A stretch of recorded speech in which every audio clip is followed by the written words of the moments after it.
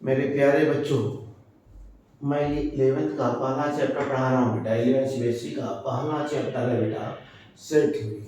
कोई बच्चों का एग्जाम था इसलिए इसको पढ़ा रहा हूँ, ठीक है बेटा। तो देखिए सेट क्या होता है बेटा। It is the collection of well defined objects और things. It is the collection of well defined object और थिंग्स। तो वेल डिफाइंड का मतलब क्या समझ रहे हैं बेटा? मतलब क्या हो, एक ही टाइप की चीजों को एक ग्रुप में लिख दिया जाए बेटा, तो इसको क्या कहते हैं? सेट कहते हैं। ठीक है, एक ही टाइप का चीज का मतलब समझ रहे हो। जिसे मैं लिख दूं बेटा A E I O U, तो इसके बारे में हम लोग बोल सकते हैं ये क्या है? वॉवेल है। ये वॉवेल का क्या है? कलेक्शन है। उसी को हम बोलते हैं it is the set of vowel. ठीक है बेटा, सेट का मतलब समझो बेटा, collection. Collection of well defined things are object. ठीक है, वेल डिफाइंड का मतलब क्या बेटा? एक ही टाइप की चीज रहेगी, उसके बारे में हम एक वर्ड में बोल सकते हो। ठीक है बेटा, जैसे हम लिखते हैं यहाँ पर क्या बेटा, इंदिरा गांधी, जवाहरलाल नेहरू, प्रधान ये मोदी, ये सब क्या है? प्रधानमंत्री है बेटा। अब इसी में अगर बोल देता हूँ मैं धोनी, सचिन, अमिताभ बच्चन, शाहरुख खान, नरेंद्र मोदी, तो ये क्या हो जाता है बेटा? कलेक्शन नहीं होता। ठीक है, कलेक्शन होता है लेकिन सेट नहीं होता बेटा।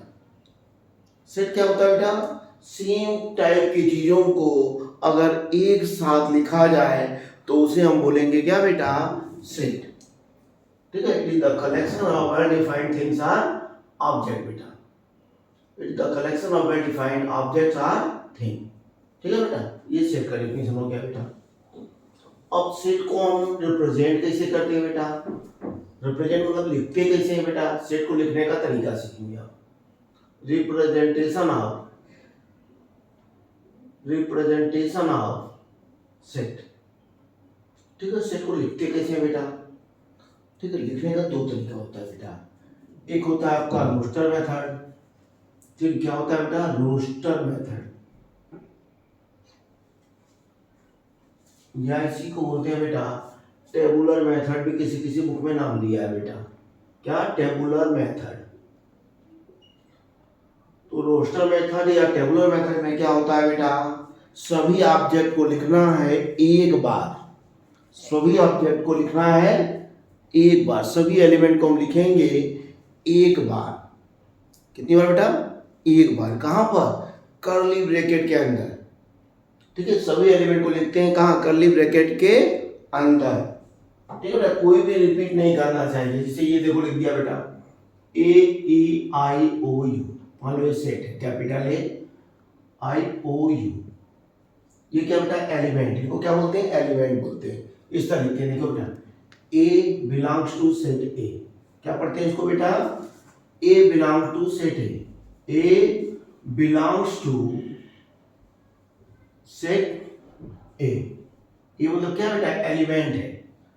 इसको ये एलिमेंट का सिंबल है बेटा। A बिलोंग्स टू, क्या पढ़ते हैं बेटा? A belongs to set A। इसका लिटरल मीनिंग क्या होता है बेटा? कि A is the element of set A। ये इसका मतलब है बेटा। क्या मतलब है? कहीं भी ये लिखा हुआ है A belongs to set A, तो इसका मतलब क्या होगा? A इसका क्या होगा बेटा? एलिमेंट होगा। इस मान ले सेट A का क्या होगा? एक एलिमेंट होगा बेटा। अगर मान लो यहाँ पर सिंबल ये लग जाए, भी है इसमें बेटा? नहीं है, तो ये लिख के काट देंगे बेटा। इसका मतलब क्या होगा बेटा? A does not belongs to does not belong to set A। ठीक है बेटा, इसका मतलब क्या होगा? A does not belong to set A।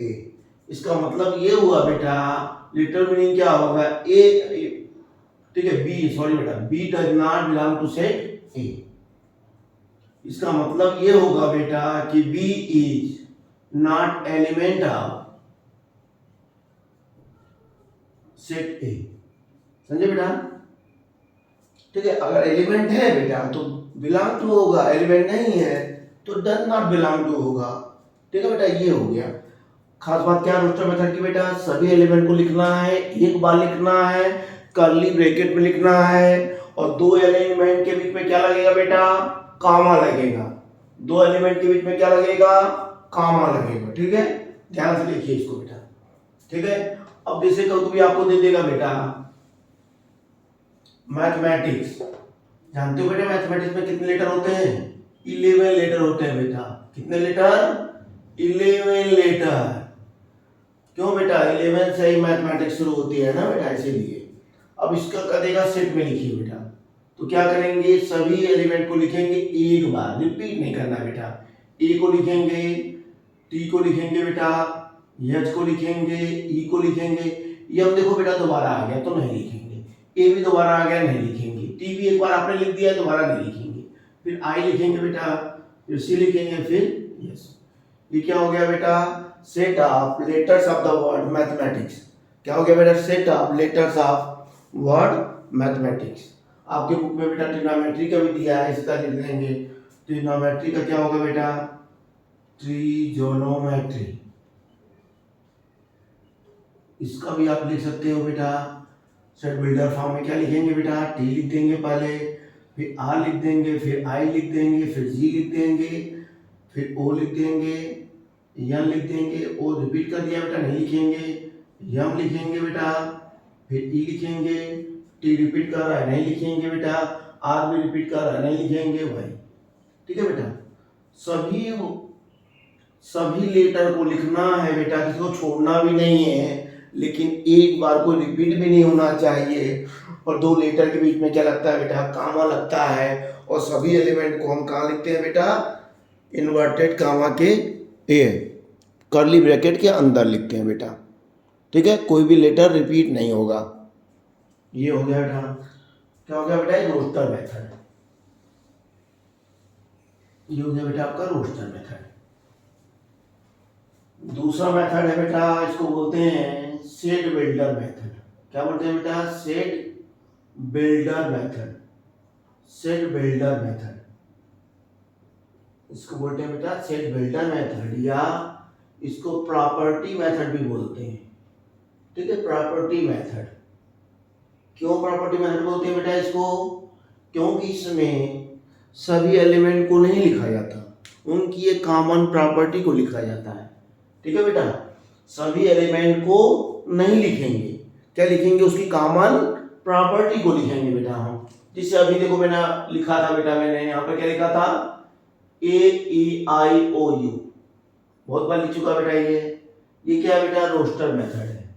किस मेथड में है बेटा? ये रोस्टर मेथड है बेटा। अब इसको हमको सेट बिल्डर मेथड में लिखना होगा बेटा, तो क्या लिखेंगे? पूरा एलिमेंट नहीं लिखेंगे, उसकी कॉमन प्रॉपर्टी लिखेंगे। प्रॉपर्टी क्या है बेटा? एक वर्ड में इसका क्या बोल सकते हैं हम लोग? ये क्या है? वॉवेल है। किसके बेटा? इंग्लिश अल्फाबेट के।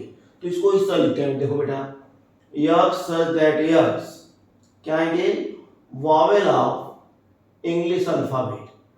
Vowels of English alphabet.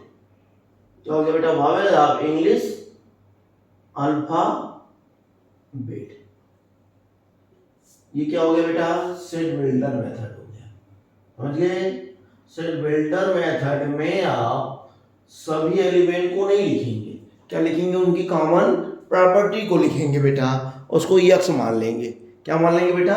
X. X such that x vowels of English alphabet. ठीक है, ये हो गया। कुछ भी आप लिख सकते हैं। देखो बेटा, जिसे आपको दे दिया 2 4 6 8 डॉट डॉट डॉट, ये कौन सा मेथड है बेटा? रोस्टर मेथड है। ये क्या है बेटा? Roster method. ठीक है, अब इसी को हमको सेट बिल्डर मेथड में लिखना होगा बेटा। तो क्या है ये? इवन नंबर है, इवन नेचुरल नंबर। यक्स क्या बेटा? Even natural numbers. Natural numbers हो गए बेटा। ठीक है, कौन सा मेथड हो गया बेटा? Set builder method. इसमें केवल प्रॉपर्टी लिखते हैं बेटा। क्या लिखते हैं बेटा? प्रॉपर्टी लिखते हैं केवल। ठीक है, ये हो गया। या इसको बेटा इस तरह भी लिख सकते हो, किसी की बुक में इस तरह लिखा है x equal to 2n। ठीक है, x such that x equal to 2n where n is greater equal than 1। ठीक है बेटा, n is greater equal than 1 and n belong to natural number। n क्या बेटा? कैपिटल n नेचुरल नंबर है बेटा। तो इस तरह भी लिख सकते हैं बेटा, n का मान 1 रखेंगे तो 2 आ जाएगा, 2 रखेंगे तो 4 आ जाएगा, 3 रखेंगे तो 6 आ जाएगा। तो इस तरह हम लिख सकते हैं बेटा इसको। ठीक है, तो ये हो गया बेटा सेट बिल्डर मेथड। समझ गया ना बेटा? रोस्टर मेथड में सभी एलिमेंट लिखते हैं और सेट बिल्डर मेथड में क्या बेटा, कॉमन प्रॉपर्टी को लिख दिया जाता है। ठीक,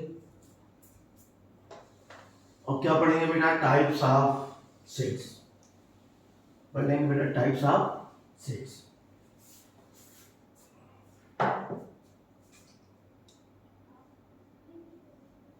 क्या बेटा, types of sets, types of sets. तो इसमें पहला टाइप देखो बेटा, कुछ टाइप बताएंगे तो आपके बुक में है बेटा, कुछ बाहर सभी बता देंगे, बुरा नहीं मानना बेटा। ठीक है, पहला क्या है, इसमें पहला आता है बेटा आपका एम्प्टी सेट आता है। क्या आता है बेटा, एम्प्टी सेट्स, या इसको नल सेट भी बोलते हैं बेटा। क्या बोलते हैं, नल सेट, एम्प्टी सेट या नल सेट। तो नाम से क्लियर है बेटा, एम्प्टी सेट मतलब ये बेटा वेल डिफाइंड तो होगा लेकिन इसमें एलिमेंट नहीं होंगे। ठीक है बेटा, ठीक है, वेल डिफाइंड होगा लेकिन एलिमेंट नहीं होंगे। The set in which no element at particular time is called empty set. ठीक है बेटा, मतलब पर्टिकुलर टाइम पर इसमें एलिमेंट नहीं होंगे। जिसे क्लास है बेटा, क्लास का मतलब क्या होता है, कलेक्शन ऑफ द स्टूडेंट्स। लेकिन हर समय क्लास में बच्चे नहीं होते बेटा, बच्चे जब निकल जाएंगे तो क्लास तो रहेगा बट क्या रहेगा, एलिमेंट नहीं रहेंगे उसमें बेटा। उसको क्या बोलेंगे हम, एम्प्टी सेट। ठीक है बेटा, वेल डिफाइंड तो है। क्लास का मतलब क्या होता है बेटा, जहां पर स्टूडेंट क्या करते हैं, स्टडी करते हैं बेटा, लेकिन हर समय नहीं करते, रात दिन नहीं करते बेटा। तो उसमें से एलिमेंट निकल जाएंगे तो क्या कहलाएगा, वो एम्प्टी सेट कहलाएगा। ठीक है बेटा, प्लेग्राउंड, प्लेग्राउंड का मतलब क्या होता है बेटा, जहां पर प्लेयर्स प्ले करते हैं लेकिन दिन रात प्ले नहीं करते, है कि नहीं।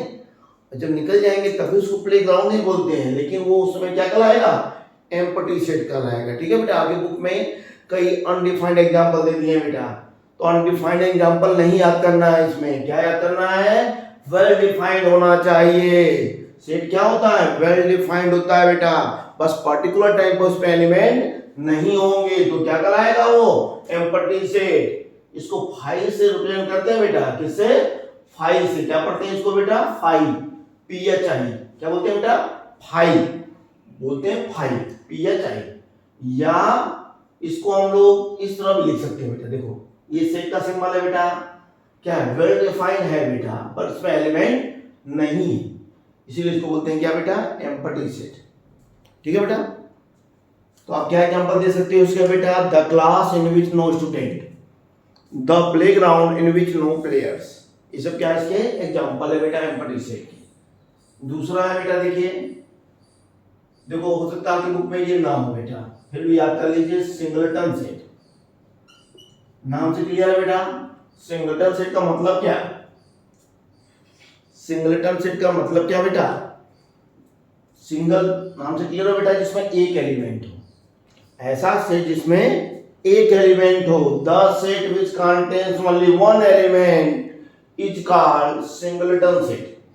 ठीक है बेटा, the set in which only one element then it is called singleton set बेटा। एग्जांपल आप लोग लिख सकते हो, क्या बेटा, set of even prime number, set of even prime numbers. Even prime number क्या होता है बेटा, केवल 2 होता है बेटा, केवल 2, ओनली 2। तो इसमें कितने एलिमेंट है, केवल एक एलिमेंट है बेटा, तो ये क्या कहलाएगा, सिंगलटन सेट। ठीक है बेटा, set of present prime minister of India, तो कितने प्राइम मिनिस्टर होते हैं प्रेजेंट में बेटा, एक, ओनली वन, तो क्या कहलाएगा, ये सिंगलटन सेट कहलाएगा बेटा। ठीक है, जिसमें केवल एक एलिमेंट होगा उसे बोलेंगे हम सिंगलटन सेट बेटा। ठीक है, अब देखो बेटा, ठीक है, इक्वल सेट्स। क्या बेटा, तीसरा है इक्वल सेट। क्या बेटा, इक्वल सेट्स। ठीक है, इक्वल सेट्स। इक्वल सेट का मतलब क्या होता है बेटा, नाम से क्लियर है, सभी एलिमेंट क्या हो जाए दोनों सेट में, इक्वल हो जाए बेटा, तो उसको बोलेंगे क्या, इक्वल से all element should be equal, ठीक है, all element should be equal, ठीक है बेटा, सभी एलिमेंट इक्वल होने से, ऑर्डर पर डिपेंड नहीं करता बेटा, ऑर्डर आगे पीछे हो सकता है, जैसे 4 3 2 1 है, तो देखो ये इसमें आया हुआ है बेटा, ये भी इसमें आया हुआ है, ये भी आया हुआ है, दोनों में आए हुए हैं, तो ए इक्वल टू क्या होगा बेटा, बी होगा, ठीक है, ए इक्वल टू क्या होगा, बी होगा, all element should be equal, it not depend on the order of the element, ठीक है, आगे पीछे हो सकते हैं बेटा। और एग्जांपल ले लो बेटा, आपकी बुक में दिया है फॉलो एंड वुल्फ, ये दोनों इक्वल हैं कि नहीं बेटा, ये दोनों इक्वल हैं कि नहीं, देखिए इसका लेटर से बनाएंगे हम बेटा, तो क्या आएगा, एफ आएगा, ओ आएगा बेटा, यल आएगा और डब्ल्यू आएगा, इसमें क्या आएगा बेटा, डब्ल्यू आएगा, ओ आएगा, यल आएगा और एफ आएगा, तो देखो बेटा डब्ल्यू है, ओ है, यल है और एफ है, दोनों क्या है बेटा, इक्वल हो गए बेटा, दोनों क्या हो गए, इक्वल हो गए, ठीक है। और भी एग्जांपल ले लो बेटा, चलो बताओ बेटा, एलॉय और रॉयल इक्वल होंगे कि नहीं, देखो बेटा देख लेते हैं इक्वल होंगे कि नहीं, देखो बेटा ए हो गया, एल हो गया, ओ हो गया, वाई हो गया, इसमें क्या आएगा बेटा, आर आएगा, ओ आएगा, वाई आएगा, ए आएगा और एल आ जाएगा, देखो बेटा चार तो इक्वल है, एक इक्वल नहीं है, तो ये इक्वल नहीं होगा, इक्वल नहीं होगा तो कैसे लिखेंगे बेटा, इस तरह, क्या पढ़ेंगे इसको, ए नॉट इक्वल टू बी, ठीक है बेटा, इक्वल रहेगा तो इक्वल पढ़ेंगे बेटा, इक्वल नहीं रहेगा तो क्या, नॉट इक्वल पढ़ेंगे बेटा, ठीक है।